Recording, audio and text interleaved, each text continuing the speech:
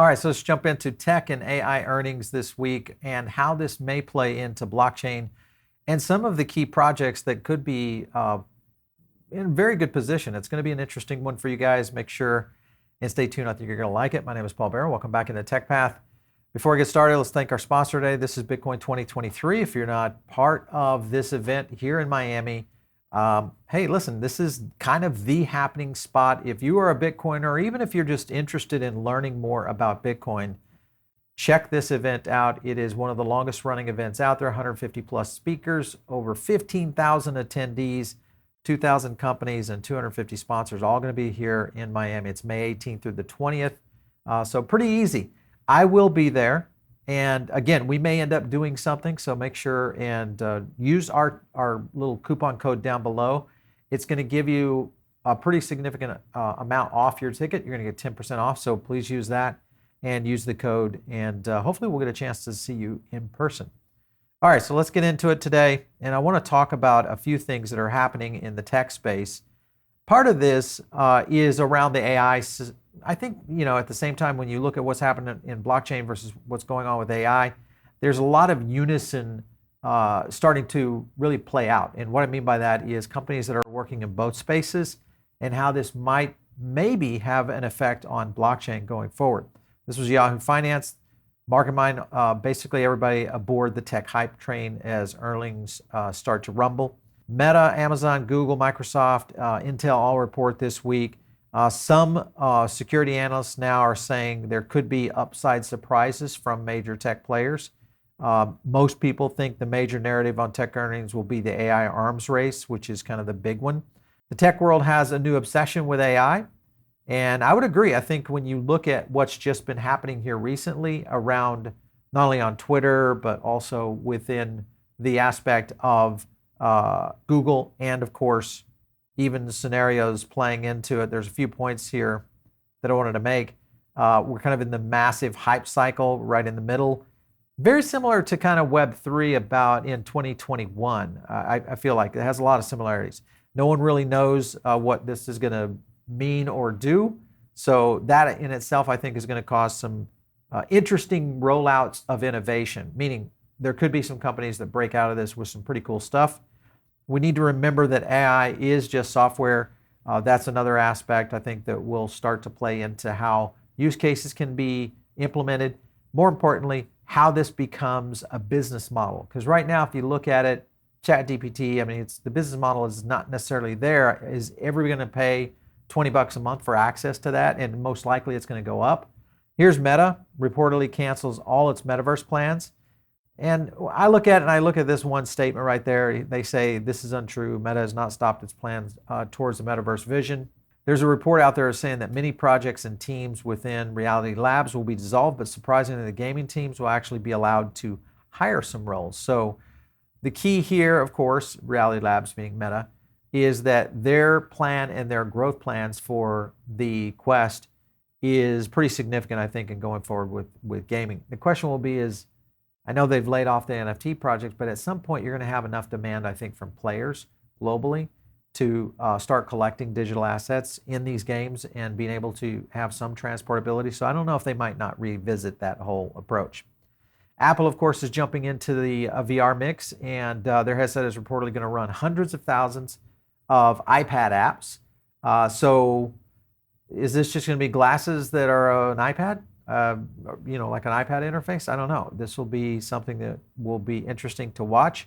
I think the scenario that plays out within this is how do they end up creating a monetary system around this? So the new headsets also reportedly feature an external battery, no bueno, that sits inside the user's pocket. I think that's the worst thing that can happen. That's just so 1980s. Connected to the headset by specialized charging cable. What's that mean? Now you got another tether. I mean, they've gone after wireless charging so significantly, and now they're going away from that in this particular device, meaning that they're coming to market way too early. They weren't ready. So that, I think, is a bad look on Apple. We'll see how it plays out, though. If their performance does okay, maybe. They named this thing Jurassic. Interesting, right there. I'm sure you guys will get the pun there on that. And this is the other thing that is happening within this new tech innovation is the journaling app, which is according to this new memo by the dug up by the Wall Street Journal, said it would allow users to write about their day, also track physical and mental health in more long format, etc. Remember, Apple has access to all that data. So be careful what you put into these data points. I have friends of mine that use Notepad for all their passwords, and I'm like, no. You don't put passwords in Notepad. You might put hints to passwords in Notepad, but don't put your passwords in Notepad. Remember, all this kind of data out there is getting more and more open. And with AI being such a power hungry, not only physical power, but also power hungry in the aspect of gaining data access, it's going to need more and more of this to be able to grow to the next level. I think there's going to be a lot of demand for, messaging systems and other closed ecosystems like a Threema or other types of, secure messaging components, not going to necessarily play out here in Apple's case right here with their new devices. The AI wearable could also surpass the iPhone sales. Says this is coming in from, this is a new AI wearable that coming in from former Apple executives. This was one of them coming in on Humane is the device name, wearable doing English, French, and AI translation in your own voice. This is really cool. Listen to this. Invisible devices should feel so natural to use that you almost forget about their existence. Les appareils invisibles devraient sembler si naturels à utiliser. Vous oubliez presque leur existence. You'll note that's me and my voice speaking fluent French, using an AI speech model that's part of my own AI. This is not a deep fake. In fact, it's deeply profound. This is my AI giving me the ability to speak any language, and you having a chance to hear me speak that language in my own emotion and my own voice. All right, so this is a pretty amazing technology, and I think we're only going to see more of that. I mean, you've already seen this with Google Translate, a lot of use cases of this, but it is a little bit more cumbersome. You got to get to the app, figure out if you're going to use text or voice or camera, all sorts of aspects around that, with, Google Translate and other platforms out there. There are many, but the whole point is I think if we get to one that is much like what he's talking about, which is almost invisible, that's when we have a new device starting to reach a stage in which we get feedback, whether it's haptic feedback or information feedback that's coming in audible, especially if it's tied to an earbud or something like that, that can start to do things with us much more advanced in terms of capability. If you've used ChatGPT, you know what I mean. Typing in a simple sentence and having it complete the sentence or create a story. The speed in which it's working right now, remember, we're only on ChatGPT 4 at this point. That, to me, I think has the most opportunity for next generation use case. Now, can this be a model again that will be around monetization? I think that's the bigger scenario. Here was another demo that they did showing how this potentially could be used. Listen to this one. We agree. Sorry, this is my wife. I'm gonna have to get this. Hello? All right, so it's using a... Hey, Bethany, how's it going? Good, are you a Ted? All right, so I know that feels like just a speakerphone that's got a little bit of a holographic transmission going out, but I mean, remember, a quick device, your hand becomes a displayed element. Is that possible for actually getting gesture and all those kinds of movements in there? This is where we get into holographic components that we've seen in sci-fi and movies for the last 10 years, but we may actually be getting to technology that now is actually going there. So it's going to be interesting to watch. I think the fact that we've got Apple executives jumping into this is pretty cool. Samsung tried to advertise the Galaxy's S23 moon pictures on Twitter, and it was kind of slapped back with a disclaimer. And the point is this, and I think you guys already know this if you're a Galaxy user, is that the Samsung devices basically augment the photo that are taken.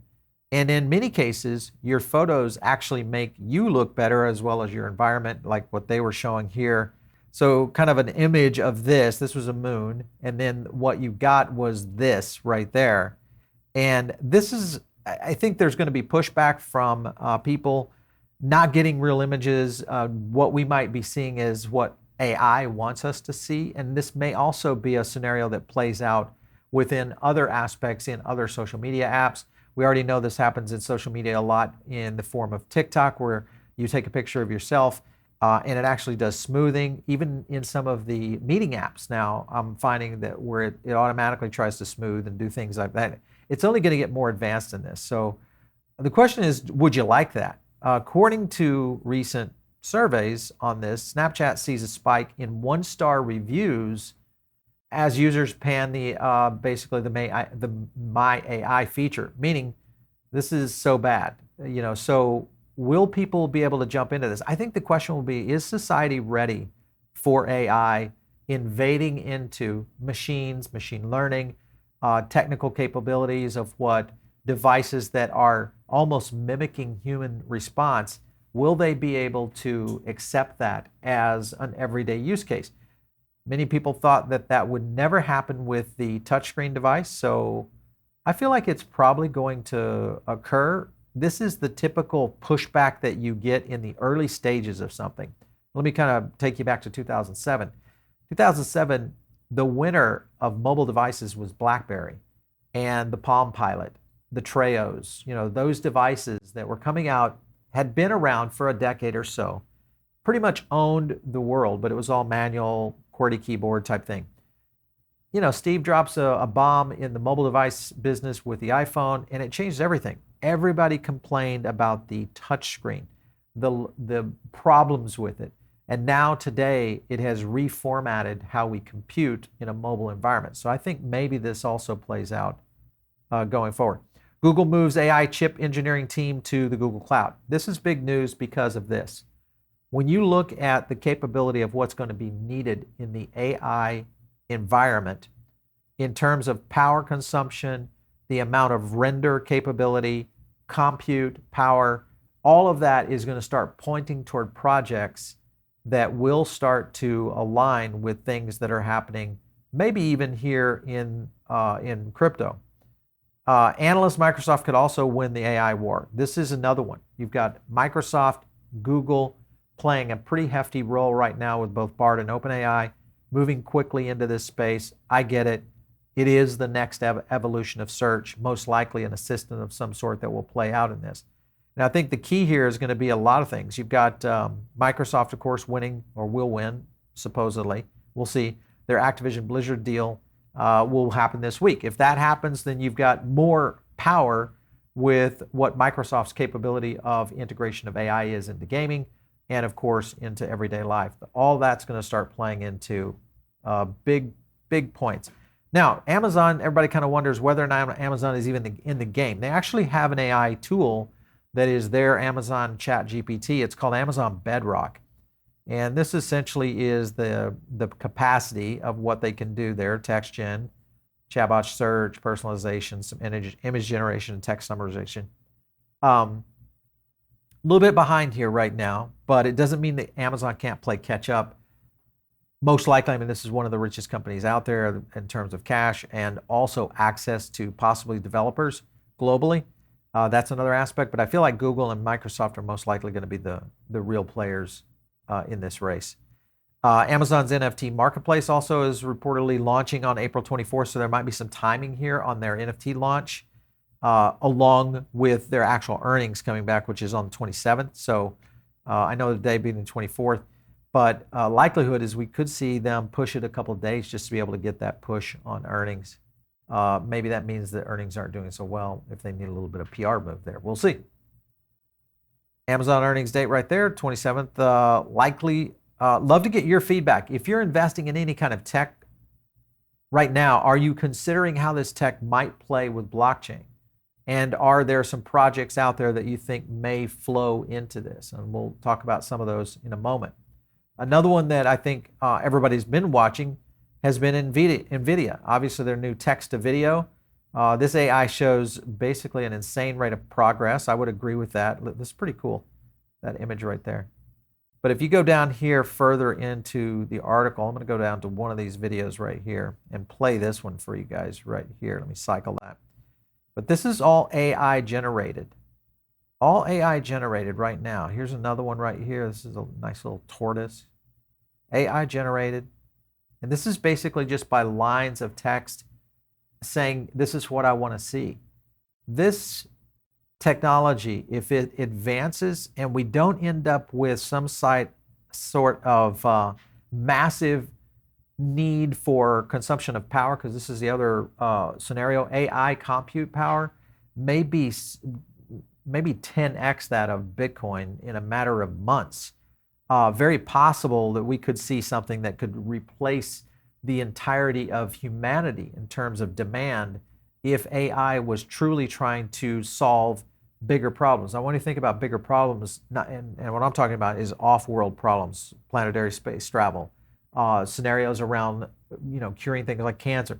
Those kind of scenarios are going to require unbelievable, massive calculations, and obviously the tool sets with AI to be able to achieve that. That is going to take power. So a lot of this will start to play into whether or not this can hold up under the green initiative. Or we are dealing with maybe nuclear or some other alternative out there that may eventually come back into the scope. NVIDIA says AI speculation spells danger due to irrational exuberance. This is where I kind of stand right now with AI, is I feel like this is irrational exuberance. Just like in crypto in 2017, I felt like that was irrational exuberance. I don't think the market was ready. I am very pro crypto. I'm very pro blockchain right now because I think the market is ready. And it is now caught up to the rest of the world. Now, granted, the United States, not necessarily, but the rest of the world is on their way to a new blockchain future and a new innovation future. The question will be, is AI truly ready to take a leap or two, or even, if you think about the levels of magnitude of increase and improvement in capabilities, I look back on Tesla and I think about how long it's taken them to get to full self-driving. And I drive a Tesla every day, and I just came back from a long trip. And even getting into autopilot is, it's a bit of a chore, and constantly dropping in and out, not catching little elements in there that should be natural. A human eye can catch it and read a book at the same time.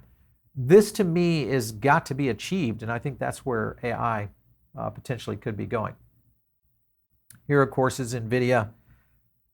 Pretty much I would say right now, based on where we are, NVIDIA is not necessarily a buy, but this just shows you the strength of what they've been able to do in a very short period of time. All of this starts to lead toward a couple of things. And you'll notice here, I've got a render tweet up here. Stable Diffusion is live on the render site. And its awesome thread shows how you can give it a try. Definitely a game changer in the way AI tech will be used and deployed in the coming years. Based on compression, and we showed this the other day, but based on compression and I think some other aspects of technology, this is all going to be very essential based on compute power and the amount of power to run the compute. We're going to get Sue Ennis on at some point to talk to Hut 8 and their team about this, because they go into these massive data centers and the idea around this. But Render is again, one of these projects that could be benefiting from a lot of this early hype. So keep your eye on Render. Obviously, with Render and Solana getting ready to plug in, Solana and Render both could be something pretty interesting. A couple of points I want to play out to you here, just to show you what Render is doing and some of the benefits that I think they're bringing to the market. Listen in. So your rendering is essentially right now its own kernel in Octane as we've tested it. You can create a AI geometry object, and it is essentially purely AI. You have to train it, but what you do is that you can feed it something that's either rendered or photographed.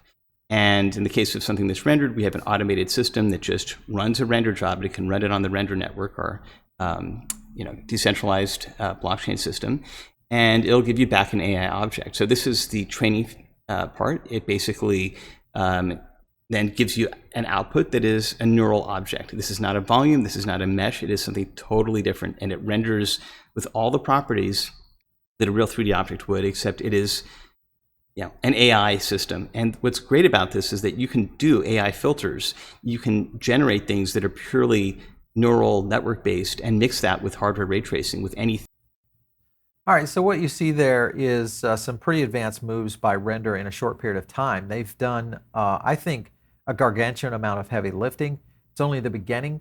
This is one I'm watching very closely, and it's one I think has potential here. I've got 2 more clips here, and I want to play these real short. This is Render NFTs. Of crypto art and NFTs is dynamic and procedural. I mean, Pax a genius. He creates these amazing systems that are, I think, really a perfect match for what we're doing with Render. The idea is for any artist to be able to take any part of the rendering chain, textures, assets, anything in the node graph, and essentially link that on-chain through a render job to an NFT. And once you've done that for, let's say, an offline render or finalized art, those validated assets can then be brought into an interactive stream. And this is what we've been doing with Metaplex. We can load in a real-time stream. This is powered by Unreal Engine. All the assets have been basically rendered offline before they can load into Unreal or Unity or any other tool. And you get an NFT that is dynamic, that is streaming into a browser. And that stream works inside of the NFT marketplace. So instead of having...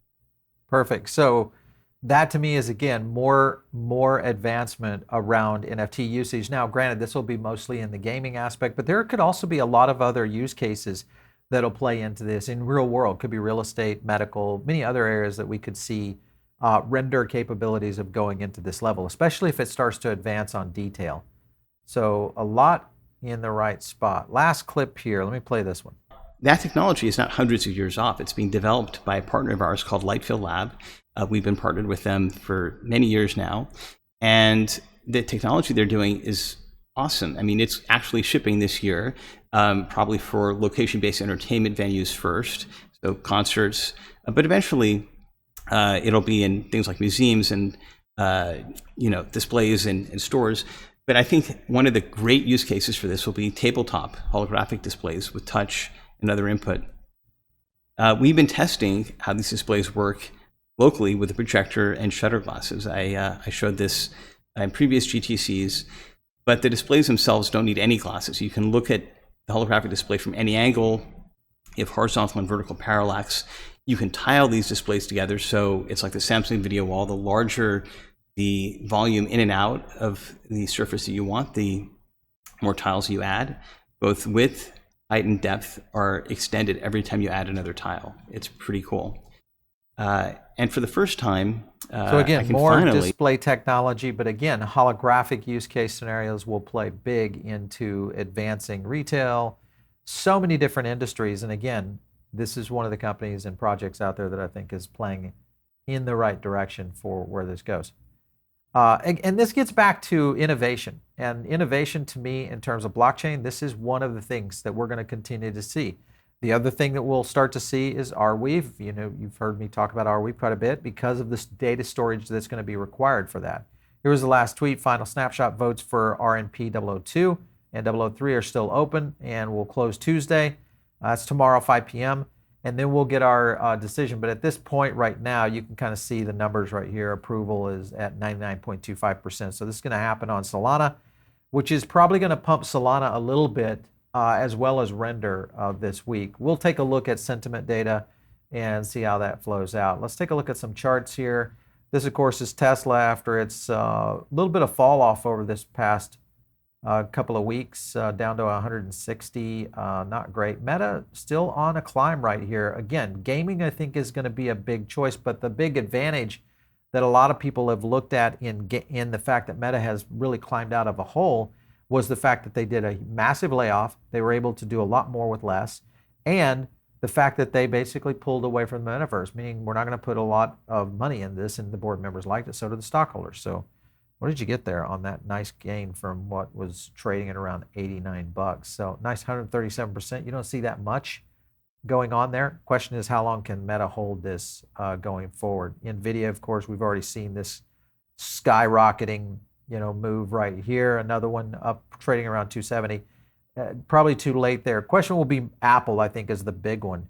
does Apple crater here if they don't pull together a really solid program? And the thing that makes me feel that Apple is on a potential downside is the fact that they're going out to the market too early with this remote battery device for the VR, and it's $3,000. I mean, come on, this to me, this does not bode well, because that is diversion tactics, especially in publicly traded companies, trying to keep basically the market happy with what you're doing. You're moving the boat along, slow and steady, wins the race kind of thing. I don't think so. I think Apple should have been able to drop this and get to market quicker with it in at least a format much like they did the Apple Watch. If you remember, the Apple Watch very limited in its first render, no pun, and then eventually started rolling up to where we are now in the Apple Watch 8 and the advancements that device has done. And the reason, I was just somewhere this weekend, I'm telling you, it had to be 80% of people had Apple Watches. So if done right, you just can't spoil the market early. And that's the concern I feel like could happen there. But we'll see how it goes. Microsoft, of course, also seeing some nice adjustments here again after a big downside, but coming back here in November to where we are right now, even though sliding down right now. And I think, again, this will continue to push a little bit sideways and maybe down. All right, so here's Render right now, looking at it. Starting to recover a little bit after it had a little bit of downside there, but did have a big upside. We were getting some buy entries, and we're looking for more buy entries. We've exited Render. We're looking to acquire again. Same thing with Arweave and some others like that. Solana is another one that I'm interested in maybe going into a little bit deeper. I know everybody was really jumping into the comments about that. So big adjustment here on Solana, adjusted down to 2150. Seems to be around that $20 mark, $21 mark, might be the position for Solana. This could bounce right here. We're going to take a look at this a little closer for you this week. Again, I'm going to be remote, I think on Wednesday and Thursday this week over at the event in Austin at Consensus. So hopefully I'll get a chance to see some of you guys out there. Make sure and just say hi, shake a hand. And if so, always hit me out on Twitter. It's @PaulBaron, very simple. If you're not part of the Diamond Circle, make sure and jump in. It's a very cool place to be. We do additional content pieces. We just did some of our new interviews over there that don't make it here on the show. You can join just by clicking the link down below. All right, guys, we'll catch you next time right here on TechBath.